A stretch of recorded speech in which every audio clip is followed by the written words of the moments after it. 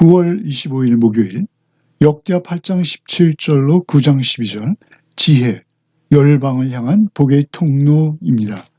성전 건축의 이야기가 끝나고 이제 솔로몬의 지혜와 영화가 절정에 이르는 모습이 기록되고 있습니다.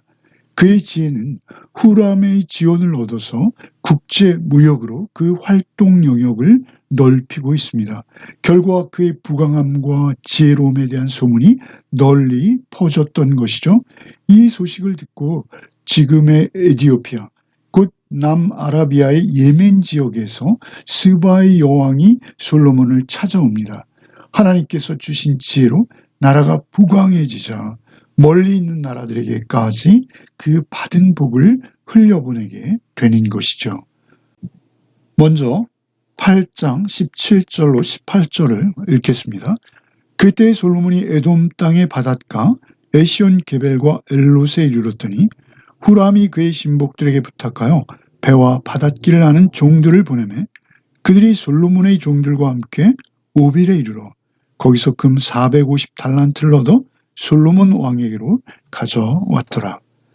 당시 후람이 통치하던 두로는 해양 도시국가로서 항해술이 뛰어난 나라였고 배도 잘 만드는 나라였습니다.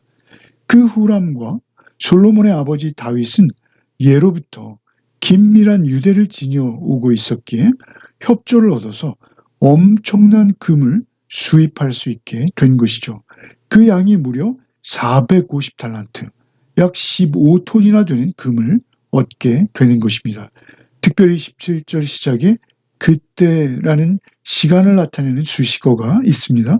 여기서 그때는 바로 성전 건축을 마친 그때를 말하는 것이죠.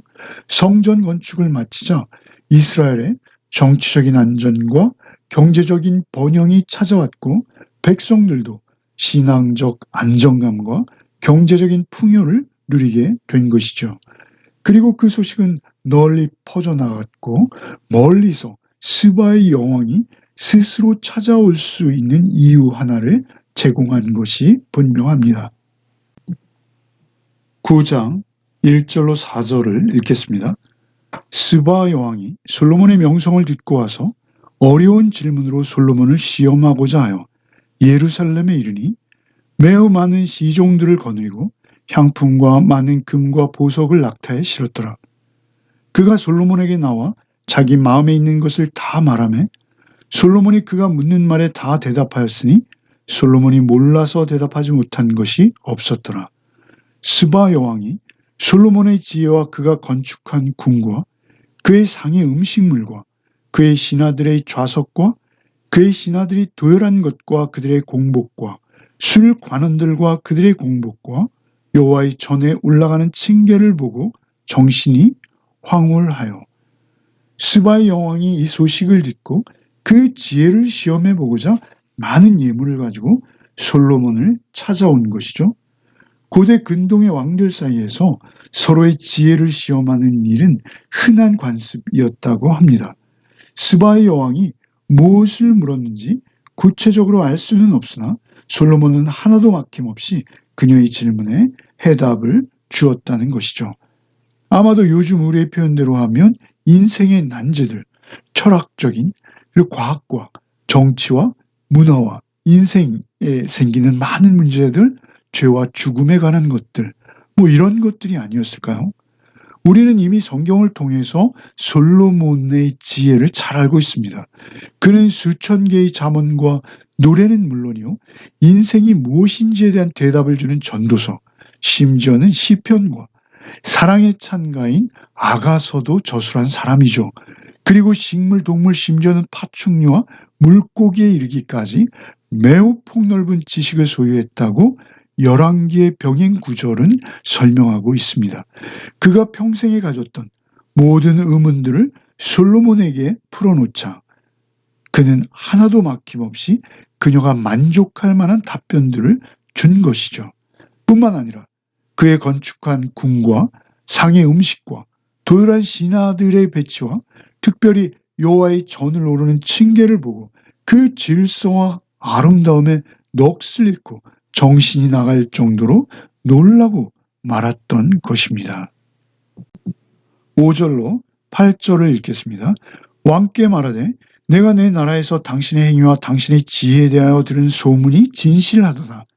내가 그 말들을 믿지 아니하였더니 이제 와서 본즉 당신의 지혜가 크다 한 말이 그 절반도 못 되니 당신은 내가 들은 소문보다 더하도다.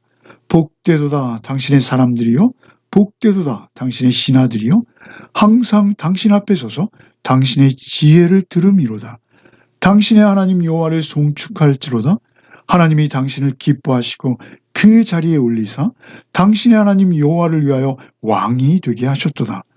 당신의 하나님이 이스라엘을 사랑하사 영원히 견고하게 하시려고 당신을 세워 그들의 왕으로 삼아 정의와 공의를 행하게 하셨도다 하고, 여왕의 고백은 단순한 찬사 그 이상입니다. 자신이 솔로몬에 대해 들었던 것보다 이제 자신의 눈으로 직접 본 것이 더욱 놀랍다라는 말을 먼저 하고 있죠. 이어서 솔로몬의 신하들이 복이 있다고 아주 부러워하는 표현을 하고 있습니다. 그 이유는 그들이 솔로몬의 지혜를 날마다 가까이서 들을 수 있고 볼 수 있기 때문이라는 것입니다. 그리고 곧장 놀랍게도 당신의 하나님 여호와를 찬양할지로다. 하나님을 송축하고 있어요. 이 이방 여인이 솔로몬 간의 대화와 그가 나라를 다스리는 모습을 직접 보고 깨달은 것은 이 모든 것이 그의 하나님 여호와로 말미암은 것이다 라는 것을 깨닫게 된 것이죠. 원래 이스라엘은 신정국가죠. 그 나라의 왕들은 자신이 그 나라를 통치하는 것이 아니라 하나님의 뜻과 지혜를 따라서 섬겨야 했습니다. 그러나 왕들은 기름 부음 받은 자로서 성부 하나님과 성자 예수님을 반영해내는 존재가 되지 못했습니다. 몇몇 왕들은 조금씩 반영해내는 것 같았으나 그들 모두는 결국 실패하고 마는 것이죠. 이스라엘의 역사를 통해서 우리는 그들이 모두 실패한 것을 잘 알고 있습니다. 결국 그들의 실패가 이어져서 온전히 기름 부음 받으신 메시아, 곧 그리스도께서 오셔야만 했던 것입니다. 솔로몬의 지혜는 원래 그 지혜의 근본이신 예수님의 지혜를 예표하는 것이었습니다. 결국 스바의 여왕은 당신을 왕으로 세우신 분은 하나님이십니다 라고 고백하게 된 것이죠. 하나님께서 이스라엘을 사랑하사 영원히 견고하게 하시려고 당신으로 정의와 공의를 행하게 하셨다라고 고백하고 있습니다. 솔로몬이 천번제를 드리고 하나님께 구한 것이 무엇입니까? 지혜였습니다. 듣는 마음을 주셔서 백성들을 공평하게 재판할 수 있기를 바랬던 것이죠. 결과 솔로몬의 법정은 하나님의 정의와 공의가 바르게 세워지는 놀라운 은혜의 자리가 된 것입니다. 이스라엘의 통치자는 솔로몬이 아니라 하나님이셨다라는 고백이 오늘 이 본문에 있는 것입니다. 그리고 이 이방 여인의 입을 통해서 이루어지고 있는 것이죠. 그녀는 결국 하나님의 선택적인 사랑이 이스라엘을 이스라엘 되게 했다라고 고백하기에 이르르는 것입니다.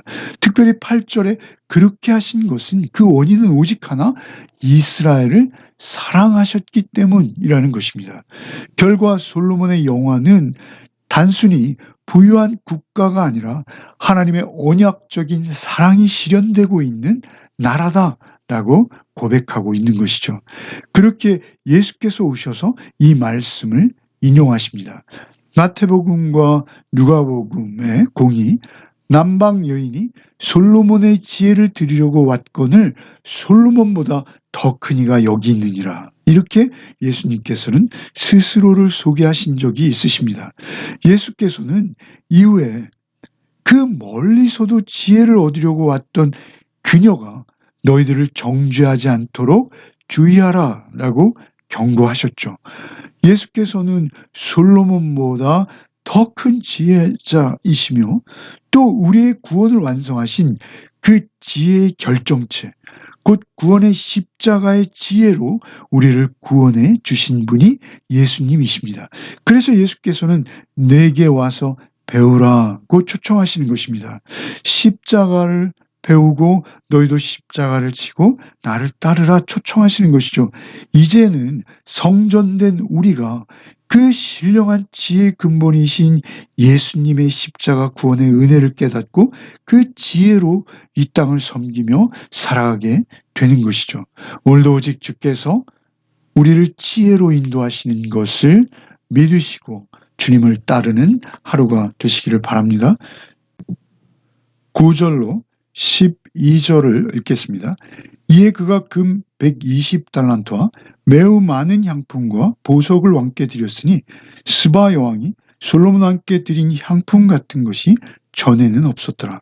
후람의 신하들과 솔로몬의 신하들도 오빌에서 금을 실어올 때 백단목과 보석을 가져온지라. 왕이 백단목으로 여호와의 전과 왕궁의 층대를 만들고 또 노래하는 자들을 위하여 수금과 비파를 만들었으니 이 같은 것들은 유다 땅에서 전에는 보지 못하였더라. 솔로몬 왕이 스바 여왕이 가져온 대로 답례하고 그 외에 또 그의 소원대로 구하는 것을 모두 주니 이에 그가 그의 신하들과 더불어 본국으로 돌아갔더라. 그녀가 솔로몬에게 엄청난 예물을 드렸다고 하죠. 그러나 솔로몬 왕은 스바 여인이 가져온 대로 또한 답례했다고도 합니다. 가져온 대로 답례한다라는 것은 그녀가 내놓은 만큼 솔로몬도 답례했다라는 것인데요. 그런데 놀라운 것은 솔로몬은 여기에 그치지 않았다라는 것입니다. 12절에 그 외에 또 그의 소원대로 구하는 것을 모두 주었다. 이렇게 기록하고 있죠. 어떻게 소원대로 구하는 것을 모두 줄 수 있을까요? 이것은 불가능해 보입니다.